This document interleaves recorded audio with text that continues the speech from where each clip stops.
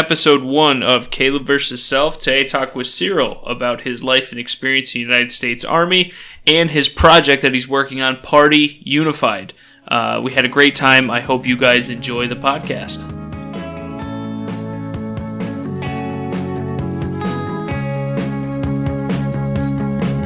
All right, cool. It is recording. So first and foremost, I want to thank you for coming all the way out here from Buffalo on Veterans Day. A couple of veterans on Veterans Day, just talking just in general. So the first thing I want to start with, straight up, is your brief timeline of what you did in the Army, what time you spent, and where you were overall. 2011 September, I walked in. Well, August September, I walked in the recruiting office. And just basically told him I wanted money for... I did say this to the recruiter. I wanted money for school, and I don't want to be combat. So so you start there. Took the ASVAB. They would do like Thursday meetups. I don't know if they did that. You know, I know you were before me, but... So for me, it was in high school. So it was a different... Oh, it's a little different. Yeah. Because I was kind of like a... not high school grifter recruit, kind of, which is like a little different if you remember. It was like who you, yeah. Took the ASVAB, did all right. They told me I could be a 35 Golf, Intel imagery satellite analyst of some sort. Not combat, cool, good to go. So shipped out of Niagara Falls in 2013 April. So hold on, you went to the recruiting station in 2011. 2012, sorry. Oh, 2012. Okay. Yes, 2012, okay. And then 2013, so 6 months it took to leave, and then 2013, again, not a high school, because high school you could just leave right away, but and I feel like maybe a long time ago you could leave right away, but no, I had to wait 6 months. Left out of Niagara Falls, went to Fort Sill for basic training. The worst part of basic training, I'm just going to pick key things that I think about as I go through the timeline. I'm going to go through the whole thing, not too long. Yeah. The worst part of basic training is in processing. Funny enough. Did you feel that way? Well, you had a different one. No, I think in processing was rough because it was the first exposure to somebody telling you how to live your life. It's also anticlimactic. You have this idea of what you're about to walk into, and you sit there for a week and you do nothing. It's not like what happened to you again? Something happened. Did you restart, or did you have to get held back? In process? No. For me, in processing, the shock was watching people going through drug and alcohol withdrawal. Oh, I do remember that. And I specifically remember this one guy. He was from Texas. I think he was... Oh, that's a small nugget, but a good one. It was a struggle. So I'm 17 years old, fresh out of high school. Mm-hmm. And when you join the Army, at least from my perspective, you think you're joining the Army with a bunch of 17-year-olds. Nah. No. Not at that time. It doesn't have to be a high school. These grifters like me. Right, 2006, 2007 was the height of the surge. So there was waivers for everything. Ooh, so as long as you had all of your limbs, you weren't blind or deaf, and you didn't have a transmittable disease, you could get in. Yeah. Crimes didn't matter. Addictions didn't matter. Nothing. So when I first got there, the average age of people was probably like 22, 23. And that doesn't sound very old. But when you're 17 and these people have already fucked their lives to the point where they're in the Army. Yeah. So in this particular case, I go to the bathroom. This is like the second night. It's like midnight. I go to the bathroom, take a piss, and I'm leaving, and I realize there's a guy in there, and he's in the hand sanitizer trying to water it down a little bit with like sink water and drinking it. Yeah. And that's how he's trying to get over his like withdrawal from alcohol. So that was like my brief experience in processing. And I do remember the first night being restless when everybody's laying there and you're supposed to like go to bed. Yeah, I do remember restlessness, and the general restlessness is why I assumed, oh yeah, that's a good nugget. I would have never thought of that, but like you actually saw someone, so that's. I don't think I think someone tried to drink Listerine or something like that. I don't remember. I think that's pretty common. Yeah. Oh, for sure it is. Yeah. Oh, no doubt. That's I'm sure that's common for like underage people. So like trying to get drunk and they're dumb, you know. Yeah, it's different when you see what you would consider at the time to be a grown man literally trying to get rid of the shakes. True. Because he's having severe withdrawals. Yeah. Especially when you're 17. Die from especially when you're 17. You're like, oh my God. Right. And people die from that shit. Yeah. So that was in processing for me. But yeah, other than what happened? Didn't you get sick or some shit like that? That's why I brought that up. Like, I was in basic training. We were in the cycle at that point. And you didn't get recycled though, right? No. I had gotten strep throat. That's right. But I didn't want to go to sick call. Because you can't be a sick call ranger. If you're a sick call ranger, you're screwed for the rest of the basic training cycle. I don't think they'll ever be able to get rid of that mentality. That's always going to sit there in the military. For sure. There's no way. So I waited so long, though, that I was sleeping on... So in basic training, you had to do your own laundry. And we had a laundry room at the end of the barracks. I was sleeping on the dryers to be warm. Because I was shivering. I was dead ass cold. We go to the chow hall the next morning. I break formation and puke my guts out all over the front of the DFAC. And drill sergeant was like, get the fuck out of here. What is wrong with you? You're obviously fucked up. So I go there. They're like, hey, your kidney is about to explode. We need to get you to the hospital. So he got me over to the hospital, got my temperature down, got everything all squared away, got my meds for strep throat, went back, and the drill sergeant for the rest of the time was like, I get what you're doing, but don't be a fucking idiot. Yeah. You're being an idiot. They know what you're doing. And they kind of support what you're doing. But they're going to say the right thing, and like they feel the same way. So yeah, that was a big one for me. I think knowing who you are, it's always if you continue on, is always discretion in the military, no matter what it is. I think you're a good person, and they probably knew that. They probably gave you a little bit more leeway to come back. Some people would get recycled, and especially Ranger School stories I would hear. I did not go to Ranger School, but Ranger School stories I would hear, like, just people getting recycled for, just like they shouldn't have been, but like they didn't like them, or this person wasn't the greatest, pushed them through. So let's take a step back, because now you're talking about Ranger School. You were in a Ranger regiment. Yeah. You just never got the chance to go to Ranger School. Correct. Because you ended up getting out early. Well, not early, but you finished your contract. How did you get into the Ranger regiment? Yeah, let's keep going. One more thing I want to say about basic. I want to hear what you thought about this. Not physically demanding, mentally demanding. Mentally destructive. Correct. Oh, better way to put it. I'll tell you a quick story. I remember being in the smoke pit. It's raining outside. It's gross. You're covered in mud. Every single drill sergeant has apparently slept with your mom or beat the shit out of your dad, or every single thing in the book, right? They're screaming and yelling at you. They're just trying to break you. And I remember doing push-ups, and I'm looking over to my right, and this kid's doing push-ups right next to me. I have no idea who this kid is. Never met him a day in my life. This is early on. This is the second day. This is the next morning from when you're in, right? Which you only slept for like 2 hours because they keep messing with you, right? We're doing push-ups, and I remember looking over him, and for some reason, just start laughing hysterically. Like I'm high as a kite. And all of a sudden, I can do every single push-up perfectly. It's like I was broken so quickly that I realized where the next ceiling was. But your brain is just like laughing hysterically. And I've never met this kid a day in my life, and we're just cackling. Yeah. Like two little schoolgirls doing push-ups, getting the shit beat out of you. Right. There's not, the way that society's built these days, there's not too many things where you're in a situation where you're completely under someone else's control, where you're forced to just operate outside of your comfort zone in almost every single way. And so I think that gets you to that state, right? Yes. Yeah, of course. Yep. There's nothing in the real world that gets you that. Like, did you have any of those like breaking points in basic? Oh, yeah. So, no, in basic, yes. But my issue is more with people. Okay. My issue is more with people. It would never break out into a fight or anything, but so a big part of the way I see things in life, a big part of the way I want things to be in life, which I'll never be, is fairness. Okay. And there's so many things in basic, whether it be, fire guard shit. Well, I would sell stuff, and I would take shifts. And what do you mean you would sell stuff? Like candy, Skittles, and it would get to a point where people get so hot about things, if you don't pick someone to sell to, by the way, supply and demand in these markets is amazing.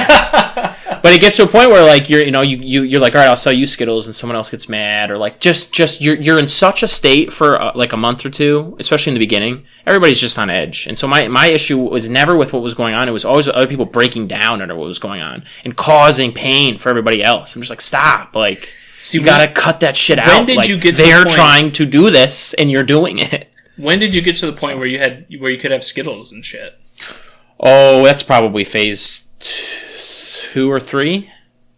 That's probably because they're in the MREs. They're in the MREs at the time. At the time, they were. Really? Yeah. I don't there were remember Skittles and MRE. any of that shit. Are there different kinds of MREs? I don't know. You're making me think there might be. The kind I don't remember. The only thing if you're like combat basic, they give you just like dirt and bricks. And if you're not, they're like, you know what, we need you to finish. So we're going to give you some Skittles from time to time. I only remember the shitty gum, the shitty trident-looking gum that would make you poop. Yeah, but it was gross. Allegedly. Yeah, it was terrible. Because it would dissolve instantly. Oh, yeah, you get Skittles, yeah. But yeah, selling Fire Guard shifts and stuff like that, too. So Fire Guard was a big one. Changing people's laundry in the middle of the night was a big one. People would pay, like, hey, can you make sure my shit gets dried before everybody else's for $5 extra during Fire Guard?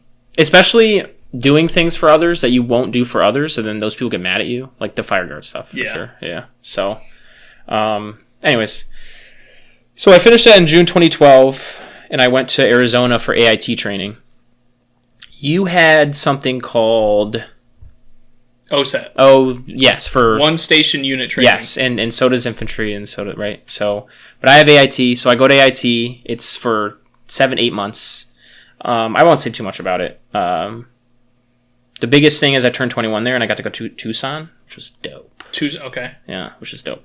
It's just, like, cool to have something like that happen in a place that, like, I was only there for 7 months and I've never been, you know what I'm saying? Like, so it's just kind of cool. And then the big story at AIT is probably halfway through, we get Ranger recruiters that come, and Friday afternoon, they come to our final formation, and they're doing a tryout over the weekend because it's a selection unit, right? Right. So they're like, well, we always try people out before you even go to selection just to make sure that you're someone that's quality, whatever. So our first sergeant is good friends with the guys that came into town, knew them really well. So our first sergeant asked for volunteers. Nobody volunteers. So our first sergeant gets really pissed and starts making people push until somebody volunteered. I was the first one to volunteer. I've told this story before, said I was the only. I don't think that's true. I was the first one to volunteer to end the suffering because someone had to. Right. Or else nobody had a weekend kind of a thing. You know how this goes. And then I think a couple other people did as well. But I don't remember. That's foggy. Sure. These memories get fadey. But I remember I was the first one to at least end the suffering. Be like, fine, I'll do it. In my mind, I didn't care. So again, my mentality with the Army really quickly was money for school, right? That was it. I wasn't trying to make a career. I wasn't trying to... You don't say that when you're in, you know that. But that's not... That wasn't my goal. So I said, okay, let's end the suffering. I'll probably fail this weekend. That's how my mind is. I'm better with it these days. But I'll probably fail this weekend. And we'll move on. So I go into the weekend... Pull-ups, 5-mile run, the whole gambit, push-ups, whatever. IQ test. It was pretty wild. I think it's the only time I've ever taken an actual IQ test. What did it come out to be? They don't tell you. You just submit it and they... 12? Probably. Came out to be communism. Not even a number. Not even a number. But, yeah, I passed everything. And they really needed... I do remember them really needing my MOS. Like, they needed my MOS. And they were like... I remember going that morning and they were like, any 35 goals? And I was... Again, I don't think I was the only one, but there was a few of us. I was the only one that passed, for sure. And, like, after I or a few of us raised our hands, they were just like, we really need you, don't fuck this up. You know what I'm saying? Like, typical Army, like, encouragement. Yeah. Like, hey, don't fuck it up. Like, oh, all right, yeah. So, but yeah, I passed, and then I passed. Everybody else in my class at AIT goes to Korea, which, looking back, I'm glad I didn't go to Korea. It would be its own unique experience, like turning 21 in a random place, but I'm glad I didn't go to Korea. So, so at the end of December 2012, I go to Georgia. Fort Benning, right? Fort Benning, yep. So I get to Fort Benning, and I get there after the holidays. So I went home for 2 weeks. I graduated, I went home for 2 weeks, and I came back. Which most people during the year when they graduate AIT, that's not how that works. Right. So was that the recruiter incentive program that you got to do? No, I didn't do that. But I remember that. So for me, I didn't do that. Yeah. So I was not a dirtbag in basic training. And they let people who you had to have, I think it was at least a 270, you had to have shot expert, and you had to have a drill sergeant recommendation to get this, I think it was called HARP or something like that, but you got an extra 2 weeks, and during that 2 weeks, you went to the station. You would go and help the recruiter recruit more kids to join the Army, which I didn't do at all. Well, let's be clear. You knew your recruiters very well. Again, the high school recruiting process versus the rando process is very different. You got to know those guys. Well, it's more than that, too. It's also, that was during the surge. So recruiting was A1. Yeah, right. They were really pushing buttons to make, make stuff happen because the Iraq War was really popping off, for lack of a better word. So I went back and I didn't do shit. I would stand around. You would go there though. Yeah, I would go to the station. Yeah. I would hang out there for like 4 hours. Sure. We would go to the mall, or we would go to one of the high schools in the area, and I would stand there next to the desk, and if somebody asked me a question, I would answer it, and that was it.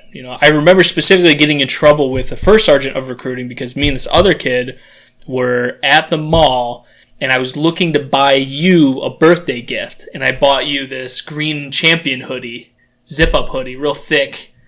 Hoodie, and I remember it because I bought myself a gray one, and I still have it today upstairs. And you gave that to me? You probably did. Yeah, it was green because I was like, I'm not getting this motherfucker Green Bay shit, but I'll get him something green for Green Bay. But I remember it vividly because that was the first time I had been legit chewed out by somebody other than being in basic training. What happened? They yelled at you? In the middle of the mall with knife hand and everything in the middle of the mall, just fucking tearing me. What did you do? Did you say? I missed it. I was supposed to be recruiting people. Oh, and I was fucking shopping. right. Okay, so they weren't complicit in you not recruiting. You just like they like you were with Rocks? Were you? No. Did they expect I was with you another kid who also got the program. And Rocks was like, I can't remember if it was him or somebody else, but they were like, we're going to go to the mall and see if there's any dirtbags at the mall that want to join the Army. Was essentially the attitude. Sure. And they were like, hey, you guys go that way. Because their thought was maybe if I have two new guys, they'll be a bit more excited to show off their uniform, and I'm a fucking PFC. No, it's not a bad recruiting tool. To say, like, I just finished basic, it's not bad, you can too. Like, yes, that's fine. True, yeah. Except we weren't doing that. We I know. Yeah, right. We were in uniform, too. Right. It wasn't like we were in civvies or anything. So when I came back, that's what happened to you after basic, but it wasn't holidays, right? I want to be clear about this. It wasn't the holidays. I graduated, it would have been November. So for me, I joined in 2006, the summer of my senior year. Right. Had to do my senior year. Did my senior year and went to basic training like 2 weeks after graduation, maybe less. So that timeline. Yeah, that makes sense. And then for us, it was OSAT training, so it was July till I think it was November. October or November is when I came back, so no, it wasn't holidays. The reason I said that is because mine line up with the holidays. What happens on the holidays? Most of the Army goes home. Jesus Christ. Like, it's the holidays. So I fly into Fort Benning to go to... And actually, there was so much confusion because they hadn't sent a lot of 35 Golfs. That's why they were hurting. They hadn't sent a lot of these MOSs to Rangers. And Rangers haven't had intelligence for... maybe now it's been a while, but it hadn't... It's 2012. Like, they hadn't had the ARMIC, Ranger Military Intelligence Company, for a long time. So that used to be just like an attachment to they would just like borrow from turds and be like, give me your intelligence turds. Gotcha. Now they wanted their own intelligence turds. So there was just a lot of confusion about what I was supposed to do. And like, I had orders that said go to airborne first.